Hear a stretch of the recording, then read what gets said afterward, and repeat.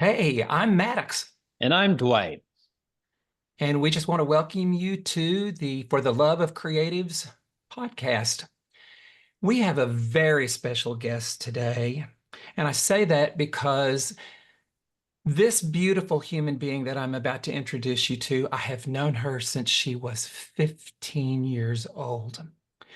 And she's just a very special person in my life, and she's also a very talented creative, and I won't tell you exactly what she does yet. I'm going to let her tell you that.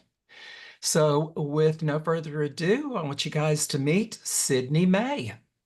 Hey, Hello. Sydney, welcome to the podcast. Thank you Welcome, so much for welcome. having me. Well, tell us a little bit about you. I am a Dallas native and I'm a professional ballerina, and I have been professional for the past seven years, I would say. Grew up in Dallas, went to Utah for college to do some more training in ballet, danced a little bit in New York, and then moved back to Dallas around the pandemic, and my career's been here ever since. Wonderful. So, I guess my first question to get started off is what was it that initially, way back there, maybe as a wee child, what was the thing that inspired you and made you know that you wanted to do something creative, even if you didn't really know what it was in that moment? Yeah, I mean, I would go so far as to say I made no choices. You put little girls in ballet, and that's what my mom did. And I think we moved around a lot when I was a kid, but as far as I know, I've been dancing since I was about 3. It's kind of like the youngest you can be. And my earliest recollection of my dance classes was me swimming on the floor, on my stomach. I don't think I always knew what was going on as a child, but what child ever does?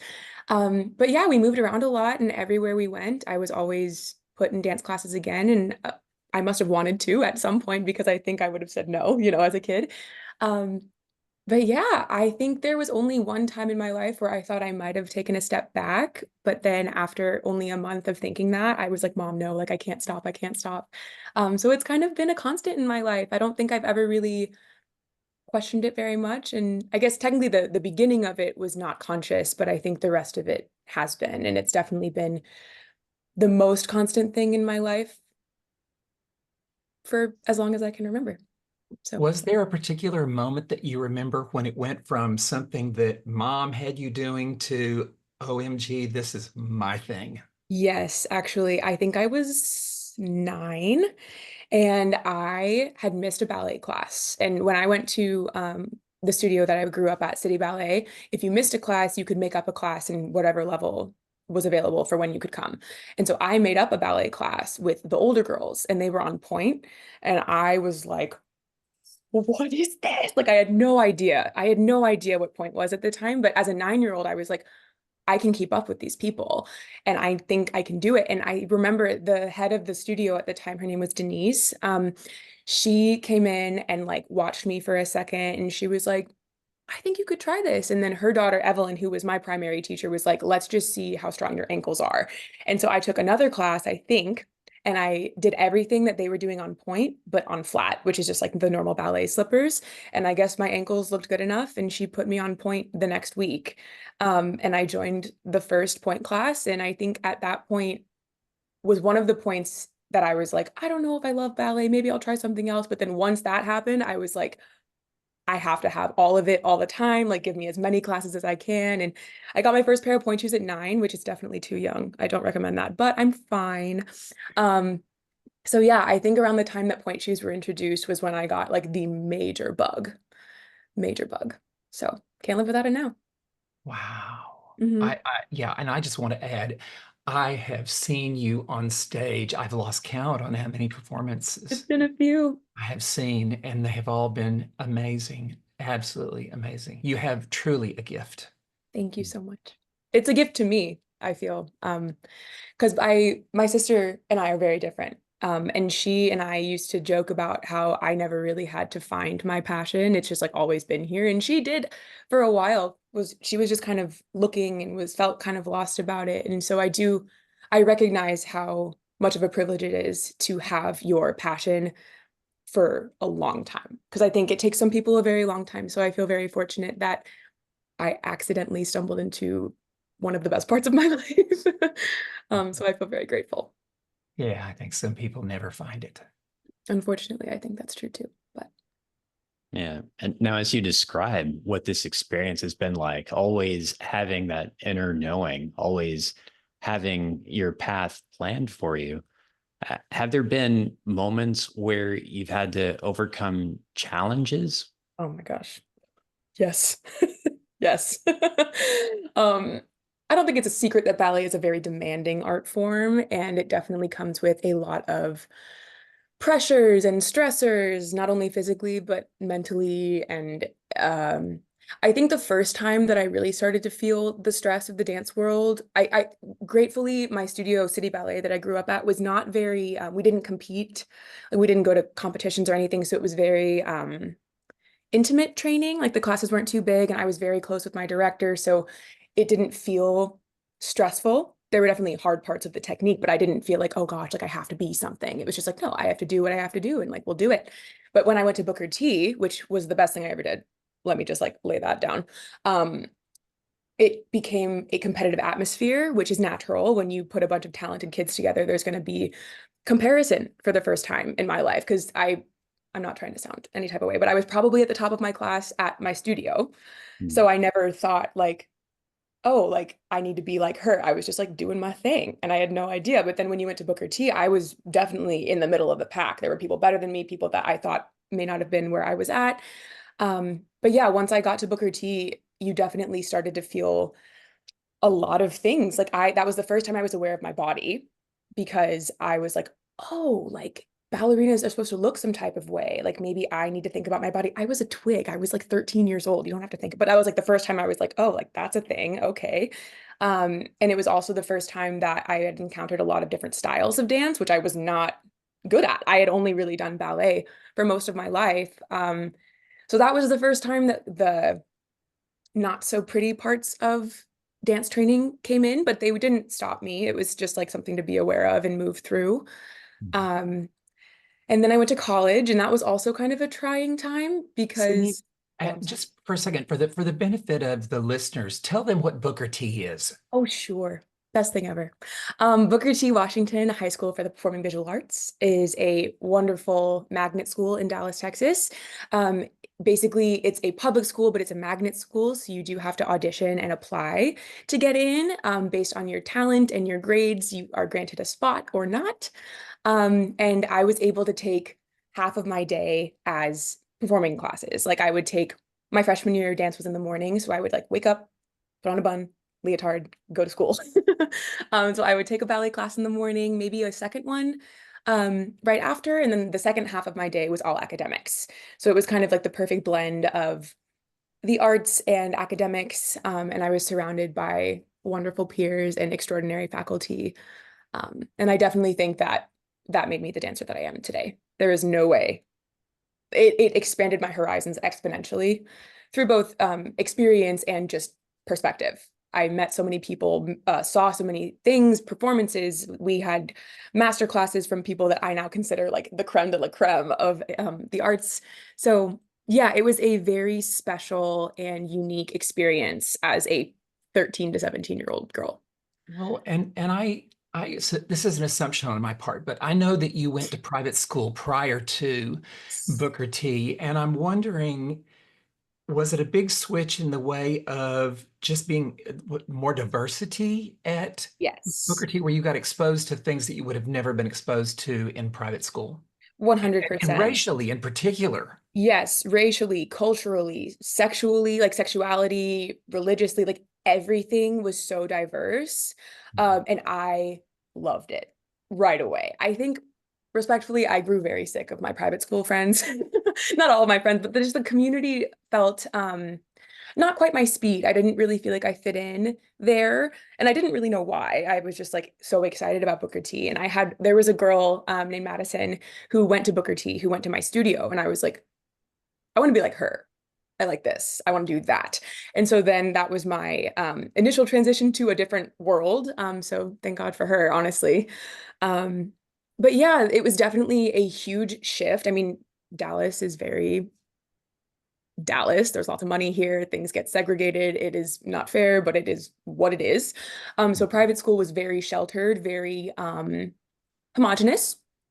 And I don't think I realized that until later in my life. Because when I went to Booker T, I was like, everyone's so cool. This is amazing. I used to run around my house and scream, I love my school. You can ask my mom about that. It was pretty funny. But yes, so the short answer is yes. It was a huge shift, but I relished it. I loved it so much. So just felt more human, you know, just more stuff all around. You can learn so much from everyone. And I think that was the first time that I was able to like feel how deeply environment and community affected the individual. Mm-hmm.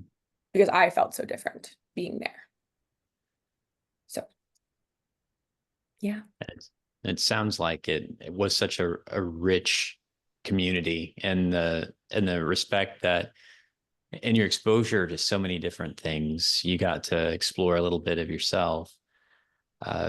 What have you carried forward with you as you've moved on through your education and your career? Yeah, I mean, so much. I think so much of it is probably subconscious because I do feel like my essence was not like change, but like enhanced. Like I felt like I turned from a seed into like this thing, whatever it is. I don't know. Some plant grew in high school. So I definitely feel like a lot of that will feel subconscious, or I'm maybe unaware of many of the changes that occurred because they just kind of became the fabric of who I am. But the first thing that I can definitely say is that my time management skills were iconic Mm. my whole life because it was wild to be there because not only did you have all of your academic classes, but you had your dance classes. And I still went to a studio during high school. So I would do my high school day, then I would go to studio at night. And then sometimes I would even have rehearsal for something at Booker T before I went to the studio. And so it was like a matter of really time managing to make sure I still had good grades. You know, I needed those good grades. I needed to do well in my dance classes. So time management was a huge thing. Mm. Kind of recognizing the inherent value in everything is definitely something that I've taken away. Because I mean, I'll reiterate just like the intense, not intense, maybe intense, sure. Why not intense? The diversity, the perspectives that I was able to just like be a part of without anything being like, it wasn't necessarily like, here's something new. It was just like everything around me all the time was special and different. And, you know, we had all the different types of musicians, all different types of dancers. Like there were dancers in my class that were like Irish step dancers. Like it was crazy. There was like so much of everything. And it was like, you wouldn't see this in a normal day-to-day life, you know? So I think that just seeing everyone here and realizing how special it was to be there and also realizing that I was a part of something so special just made me kind of feel like there was inherent value in everything and that there was something special in everyone. Everyone had something to bring. And I think that and I don't know, maybe I've always had that. I'm not sure. I would like to think that I've always seen the good in people, but I think that especially just being surrounded by so many different kinds of people and so many different kinds of craft, um, yeah, it opened my mind so much. And I think that I've carried that openness through the rest of my life so far. Uh, And hopefully I just keep that forever because I think it's the best. So that's beautiful. Well, I want to revisit for a minute. You talked about some of the challenges that you went through in school, but what would you say as a professional dancer? What has been the one challenge, the one thing that's really been like, and it may be something that you're still working on. That's okay too, but just, you know, that thing. yeah, I mean, there are physical challenges and there are mental challenges, and I would go so far to say that the mental challenges fuel the physical challenges. So I think that my biggest challenge throughout my entire career through education and profession has been believing in myself. And that sounds so cliche, but it's so impossible to describe how good you can be. I mean, it's just like the imposter syndrome, like everyone has it, but like especially in a dance form, I think because it is a physical art form, finding challenges in the classroom in an immature mind can translate to your person being challenged as well. Like it was hard for me for a while to separate how I performed to who I was as a person. So if I had a bad day in the studio, I would like go into kind of a dark place and be like, I'm not good enough. I'm not worthy. Like I'm messing up so much. I shouldn't even be here. And there were times I run anxious as a person. And so I would overthink one mistake for hours, hours. And that's just ridiculous, but it was so real for me for so long. And I'm open with this. I struggled with mental health, anxiety mostly, very strongly for a while. And I only recently in the last few years have really felt like I came on top of that with a lot of help, thankfully. And it was, yeah, I think just believing in myself and understanding that the more you believe in yourself, the better you do. I didn't understand that. I just thought, oh, if I just keep working and working, I was a perfectionist. I still kind of am, but I'm in a healthier place with that now. I just kind of thought, like, turns have never been my BFF. I love adagio, moving slow, big lines, big legs, love that. But turns, I don't love them. They scare me, whatever. I can do them, but I kind of hate them. No big deal. But if there was a day where we did a variation in class, which is like so in the ballet world, there's like a canon, a classical canon. So there are ballets that the choreography is the same all the time. And so as students, we would learn variations, which are little solos for women and men, but we learned the female ones from the canon. So we would do a solo and we would learn it all together. We'd practice it. And some of those have a lot of turns. And so if I messed up those turns, I would lose it. I would lose it. Like mentally, it would implode. I would never explode. I would implode, which is good and bad, I guess. I don't know. But yeah, so I just think that it took me a really long time and unfortunately a lot of external validation, which took a while to come because you have to work. You have to work. But there was a period of time where if I messed up a turn, I would try it over and over and over for probably 20 minutes. And it would only get worse because I was getting tired, so and I would just think to myself, if you would just do it, if you would just do it, you could be fine. Like you can go home, you can leave the studio, just get this turn. Um, and thankfully I've gotten over that because it never was good. It never worked because I would get more frustrated. My body would get tired. It would not get better. And then I would just it would just be again and again and again. And it was toxic, a toxic habit that I had built to earn some semblance of control. You said, correct me if I'm wrong, internal validation, right? External. External. Okay. Yes. I'm sorry. That's why No, I it's asked. okay. So what do you think it was that enabled you to really believe in yourself? What was that thing? Because I think this is a really important talking point because no matter what our creativity, we all struggle with this one thing. And so hearing how one person managed to like make that jump and believe in themselves and Mm, see how that paid off, this is an important part right here. sure. Absolutely. And I think it is important to note that, and I don't know if this is true for all art forms. I think that dance can be so rigid sometimes in what it accepts as good. Because there is a technique, and of course in music, there's also there's techniques for everything.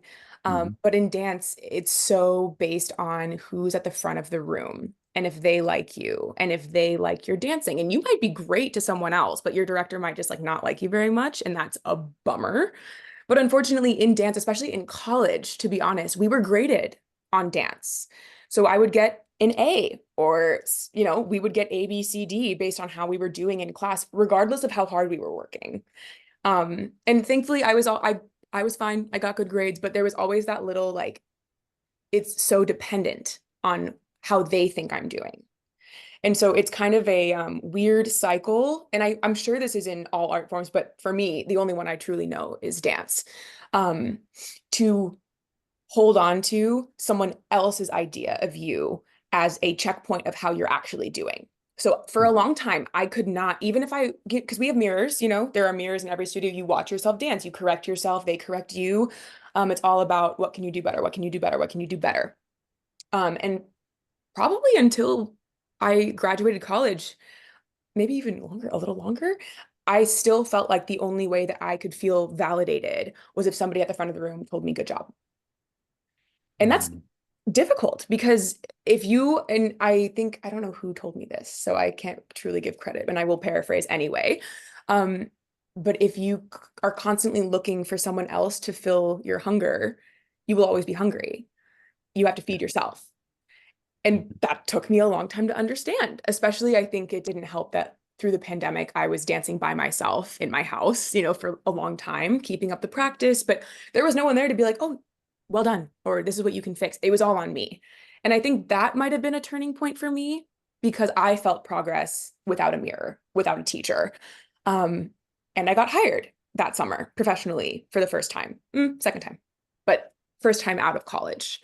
Um, and being there and getting roles, even as a new dancer, getting opportunities, um, I was able to feel like, regardless of how I did, I was worthy. Because not every day is going to feel like a good day. Your body is always changing, whether you're sick, tired, hungry, like whatever, it's always going to feel different.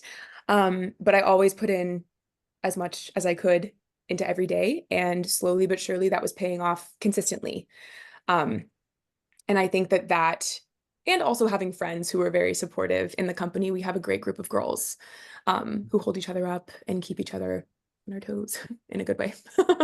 um, so yeah, it's definitely been a process, and I'm definitely still moving through it. I've been grateful to have come to a point in the company where I am getting lead roles more often, and that is also very validating because you get one and you're like, oh gosh, this has to go well because it's my first one, and if she doesn't think I do good, I'm not going to get another one. So thankfully the first one went well, and so I've gotten another and another, and so that is also very validating to see that the work that I've been putting in since I was 9 has amounted to something beyond me, because I also feel settled in myself for a while. It's again taken some time, but I feel good about myself. And ironically, then the good things started coming. So you Ah, have to wonder, would it have been different if I had conquered some demons sooner? But we all are on Mm. our own timelines. say that again. What you just said, that was so brilliant. You could paraphrase it even. You don't have to recount Sure, it. yeah. This is a really important point right here. Yeah, I ironically feel that because I was settled in myself and proud of what I was doing as a dancer, that's when the external validation started really coming. Once my internal self was settled and satiated with my efforts and my personal success, my external world matched that. And I think that that's probably the secret. That's not a coincidence at all. I agree. Not even a little bit. The world follows our cue. Mhm. You know, It's a when you mirror. can finally validate yourself, then everybody else will. Yes. And I also think, and it's weird because I feel some level of not shame, maybe a little bit of embarrassment to admit that it took me getting my first lead role here. So that's this calendar year Mm. to feel like I feel so at peace in a strange way. It's kind of hard to explain. I'll give an anecdote. I also teach a lot. I love it. But I've been teaching summers at the University of Utah Summer Intensive, which is I went to school at the University of Utah, and they brought me back to not only teach but also be an RA for these sweet teenage kids who are, fighting to be where I am, where my other RAs are, because usually the RAs are professional dancers, which is fun because all the kids are like, "How did you do it? How did you do it?" And we're like, we don't know what just happened." um, but so this summer, there was a sweet girl, sweet, sweet, sweet girl. And she was so kind and so gentle and very quiet. And she would spend a lot of time by herself. So I would keep an eye on her because I was like, I know you. I see you. You are me. I will watch you. I got you. And I could see her in classes shutting down if something wasn't working. And I was like, I know this. I know this type. I know it. And on the very last day, and I always was telling her, like, you're doing better than you think. It feels bad. It looks good. I promise things feel hard, but they always amount to be better. Just keep going. Just keep going. I would keep an eye on her. On the very last day, her mom came to pick her up and we were talking and walking because I was helping them move out and everything. And her mom was like, oh, like, we loved having you as an RA. Like, you're a beautiful dancer. I was like, oh, thank you so much. And her mom was like, we just need her to believe that she's as good as she is. And I was like, girl, let me tell you something. As soon as you believe that you are good, you will completely shoot up. And she was like, oh, and I was like, yeah, you have to believe it in order for it to be real. And at that moment, I was like, oh, that's what happened to me. Mhm. You know, It we was see crazy. what It we was like most a need to weird, learn. yeah. I was like, oh my gosh, I taught myself something on accident. Um, but another thing that I noticed during my time, because that was my 4th year being an RA. So it's interesting to go back to the same place, do the same thing after a year has passed. It's always a checkpoint. You know, you can kind of check in, and it was with the same people. Thankfully, our little RA squad has like continued to show up. So we're very close. We spend a month together every summer. Um, and to be around them felt different. And I was like, hmm, that's interesting. And after a while, a couple weeks, I was like, wait, I feel like so confident. And not that I wasn't confident before, because they've always been good friends to me. I never felt like I had to be something or be someone, but I felt so much more like outgoing. And I felt like I could be even goofier than normal. I don't know. Something shifted in me this year. And I think it also was a reaction of having an injury last fall. This is just like, I could talk forever. Basically, I had an injury last fall that took me out for 8 weeks, and it was horrible. I couldn't, basically my ACL was partially torn. So it was very high risk. It was thankfully not fully torn, so I didn't have to get surgery, but it did take me out. Like, I couldn't walk too much. I couldn't stand too much because anything could have severed it. So I had to be very careful for a long time. But then when I started to get better and I started to be able to do physical therapy, and I was able to even do like just like cycling at the gym, like something that gave me a little bit of movement, I was so empowered and I was like, oh, this is on me. Like, I have to make this happen for myself. And then once I got back to dancing, it felt like such a gift. Sometimes it really takes, I mean, it's the classic thing, like, you don't know what you have till it's gone. But I know Mhm. that I've been injured before. Like, it's just like a, it's a little cycle that you get. And sometimes the feeling of appreciation can be more temporary than it should be. Mhm. But I came back with this newfound, like, I was so ready. And there was a role that I really, really wanted that was coming in the spring. And I had thought at the time that when my knee was hurt, I was like, oh, it took me out. There's no way. There is no way. And then all of a sudden I was back and I was like, maybe, who knows? And so I just like, I was in my own lane, didn't worry about anything. So I was like, I'm just happy to be dancing, period. I am happy to be dancing. I am happy to be working. Um, and then all of a sudden I was better than I was before. And I think that I came back smoothly because of how much PT I had been doing, how much I had invested in myself. And it really felt like I had blinders on because there was no comparison to have. I didn't care about how anybody else was doing because nobody else had had a knee injury that year. So it was like, Mhm. this is all me. This is just me. So I was very in my own lane. And I think that was a big shift for me. And even my director, when we had our meeting, she was like, something changed when you came back. And I was like, I felt it too. I felt it too. You know, I just want to acknowledge your amazing wisdom for your age. OMG. You are so far along on the path. Not that we want to compare, but truly there are people who live their lives out and never ever get some of the stuff that you have. And you are 26, is that correct? Yes. Yes. There's another thing that I've been hearing in your voice here, and we've danced all around it. You've danced all around it. Mhm. And I want to call it out and just tease it out and talk a little bit more about how do you see that community Mhm. plays a role in your thriving, in your growth, in your process as a creative? I think it's huge, huge. I mentioned it a little bit about Booker T, and that was kind of the first time that I had really felt a huge artistic community. When I was only at City Ballet, I felt it in a small way. It was just in the studio that I really found my creative zone. But then when I was at Booker T, it was school and it was the studio and it was everything. It was everyone I talked to. And to have people that I could relate to, bring up questions, because it was all new at the time at Booker T. I was a budding artist, like truly still a seed when I first got there. Um, and that carried forward to college as well, because once I graduated from Booker T and went to Utah, I was in the School of Dance. It was a arts community, and I was thankful to also connect with the musical theater department on accident. There's a beautiful story I could tell later. But I had found my Booker T-esque colleagues. I was like, oh, because I was a little worried when I went to college. I was like, this is a normal school. Like, this isn't like an art school. I'm gonna really have to find the people that I like gel with, because Booker T had been so monumental for me. And all of a sudden, not only in the dance community, but I had like stumbled upon some other artsy folk. And I was like, this is where it's at. I love this. And that's when I thrive. I thrive when surrounded by people that are also excited about life, that are also excited about exploring, also excited about just working hard and seeing what happens, trying to push ourselves. I love creativity. I love determination. And I don't know, I just love people who love life. It's so fun.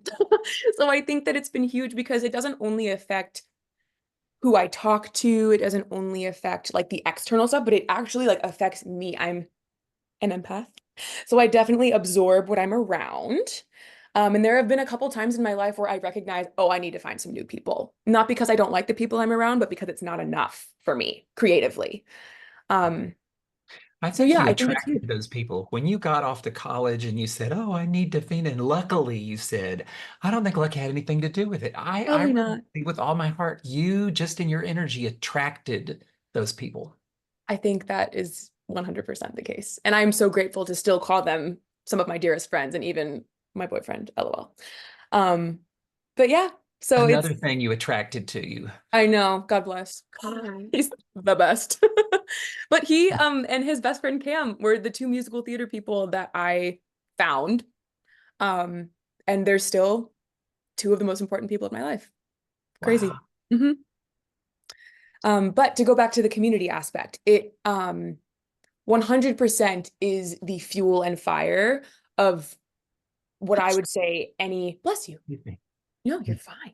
We are humans, we sneeze. Um, it is the fuel and fire of any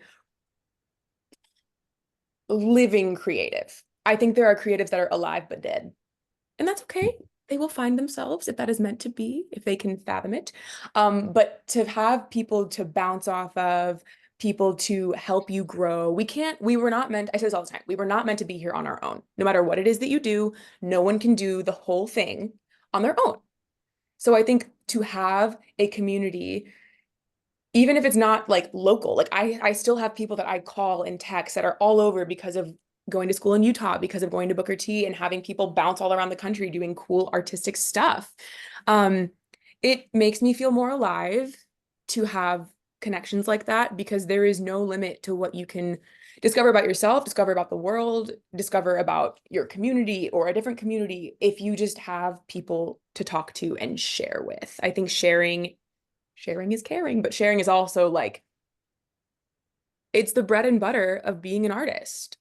Art is well, art is art no matter what. I don't want to put a box around what art is, but if you don't share art, What's the point? what's the point? Like if you're just gonna have like if I drew a picture, like a really cool one, let's say I was like this guy. Maybe I drew a really cool thing and just like put it in my closet. What the heck? What the heck? It Mhm. needs to be shared so that other people can feed off of it. It's like keeping food in the freezer forever. So, Yeah. Art is yeah. energy. You know, Yeah. that was what I had a client one day. I said to him, I just don't quite get art. I mean, I like it, I look at it, but I just can't imagine buying an expensive piece of art for my home because it doesn't have any function. It doesn't do anything. Mm, And he said, "You're looking at it all wrong." mm, He said, "Art is energy. Art changes the energy in every space that it's in." And it opened my eyes. And it was shortly thereafter that I started collecting art, hmm original art, Yeah. real art, Yeah. not prints and posters and stuff, but real art. Yeah. Yes. When I Totally. really understood what art is and what it does, yes, it does change the energy in your life and your space. 100%. And Yeah. I think that I am very lucky to have had parents that also felt that way Mhm. because again, in meeting new people in high school and college, you meet 100 bajillion types of people, different backgrounds, different parents, different upbringings, like the whole thing. Some of them had still made it that far without having support from home. And Mhm. that blew my mind because I didn't realize because I will say it till the day I die, I have been very fortunate in who I was birthed to. Very fortunate. I never had to guess if I had their support. I never had to want for point shoes. I was all taken care of. Yeah. But I met people in college in my cohort that had to work a full-time, maybe part-time, but like a job every day just so they could pay for tuition. And I was just, I can barely feed myself. Like I was so tired all the time just from dancing from 8 to 6. Mhm. Um, so yeah, that was also another thing that I recognized through perspective is how privileged I was in my family life and in other ways, of course. But to go, I'm looking at this. This was my father's. My dad, Yeah. as you know, passed away many years ago. It was his birthday today. Happy birthday, Dad. Oh, It is his birthday today. And well, I had an appreciation of art from for him. the for the benefit of our listeners, some may not be able to see, but what Sydney was referring to is a print of the creation of Adam by Michelangelo. Yeah, And I think it's a perfect illustration of how art is something that isn't art until it's shared. completely, completely. And this was in his office forever. And I remember just thinking like, oh, that's so cool. That's so cool. And then once he passed and we moved a couple times, my mom was like, what do I do with this? And I was like, give it to me. Give it to me. I want it. I want it. So I've had it ever since. And it's just funny because I put it in the hallway for a while and my sister was like, I don't want that in the hallway. And I was like, why? And she was like, I don't know, they're naked. And I was like, oh my God. And so I just put it in my room. I love this thing. I love it. But yes, he gave me an appreciation for art. I remember he was so incredibly supportive of me when I was young and I had just gone on point. So if people don't know about point shoes, they are a beast. I love them. They are the love of my life, maybe. But they are a beast, especially when you're first figuring it out. I've gone through so many types of shoes. I'm a freed girly now. Freeds are the best, but for a long time, bouncing around different types of shoes, bouncing around different types of strengths in the whatever. My dad used to put fiberglass in the box so that the box wouldn't soften because he was a handyman. He could do anything, anything. And so he was like, oh, these are dying all the time. Like they're getting squishy. Let me just do something. So he would put fiberglass in my shoes. He would help me, sew things if I had to sew things. He was amazing. And he would always, some of my favorite memories were when he would drive me to school to Booker T. He was stoked. He was like, I wish I had had a Booker T when I was young. Like, oh my gosh, I would have loved school. And I was like, yeah, this is pretty great. And he would drive me to school and he would constantly tell me how proud he was of me for doing something that was out of the ordinary. He was like, this is so brave. I am so proud of you for following your heart, for following something that means so much to you. And like, if I mentioned something one time, there was a time I think I was in 8th grade, pre-Booker T. I was like, oh my God, this band is so cool. And he bought the whole album just to listen to it with me. He bought the whole album. And then all of a sudden, I came home one day and he had bought tickets with his own money because he got tickets from his job and stuff. And he was like, no, they didn't give me these. I bought these for us. And we went to this concert together just because I mentioned it and thought they were awesome. So it was always art was always celebrated. Art was always celebrated. And I think that that is something that can be learned, but also something that can be just like embedded in a person. And I am so grateful to have that kind of embedded in me. And I'll definitely be passing that along to my children. So anyway, that's a little tidbit about my dad, but I do think that he's a big part of why I have been so confident to take this path because it is a very challenging one, very competitive. I'm very grateful to have the position that I have in a company, and to have the experiences that I've gotten, but it is a very, and I know that I did the work, but there are many people who do the work and still, um, may not get to where they long to be. So I feel very grateful to have never questioned my choices. So Well, this has been a beautiful session, and I have really enjoyed getting to learn more about your journey. But we are at a point where, in the interest of time, Sure.